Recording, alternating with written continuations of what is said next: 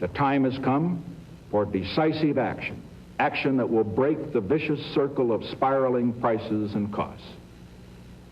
I am today ordering a freeze on all prices and wages throughout the United States for a period of 90 days. Well, it didn't work. That was a conservative president, Republican, trying to get inflation under control. Back then, of course, it wasn't nearly the problem it is now. It would later get to be a huge problem. But the government can't control what basic human nature allows, for good or ill. Prices move of their own accord, and you can't clamp them down or have the government force the issue. You can for a little while, but that was a failing effort. And now, of course, it's being brought up again. Kamala Harris is very keen on doing that. Jon Taffer, the bar rescue host, on whether that would work. John, what do you think? Well, you know, Neil, I've been thinking a lot about it. Think of a shrimp.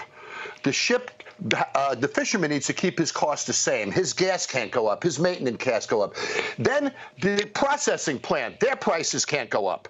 Then the distributor's price can't go up. Then the company that retails it can't go up. Then when a restaurant gets it, his prices can't go up. If anything loses control along the way, the guys on the back end of the chain lose money. And this is what we've seen last time. You know, we saw landlords not rent apartments because they would lose money on it. So unless you freeze every single cost of every business in the country, you cannot cap some of them. And of course, Neil, if you were to do that, then our free market economy is gone. And that is socialism. And entrepreneurship disappears. My ability to innovate and create profits and add value to my customers so I can increase price. Make my service better so I can increase prices. Create better work environments so I can attract better employees. I can't do any of those things anymore once this is put into place. It freezes us where we are, and I believe it stops any type of growth that we could ever have. You know, Neil, I take a look at the last year. Red Lobster filed bankruptcy.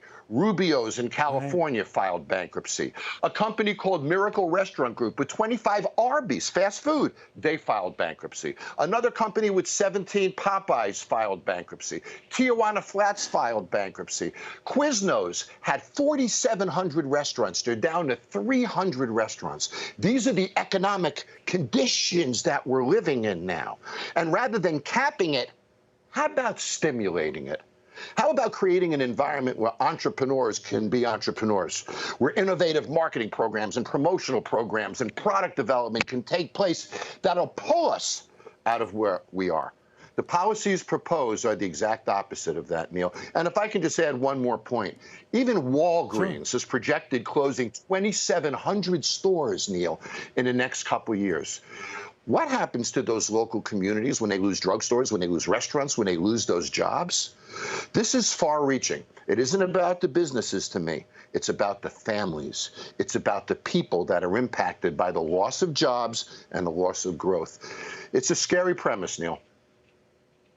You know, John, that was one of the most brilliant responses to this whole inflation thing I've ever heard. I can't add to it, elaborate on it, so I won't. John, thank you very much. That was terrific. I want to replay that answer, guys, in future shows, because he summed up nicely the risks, not the rewards, of trying to control something that can't be controlled unless you try to force it at every single level of production. Just a brilliant rundown of all of that.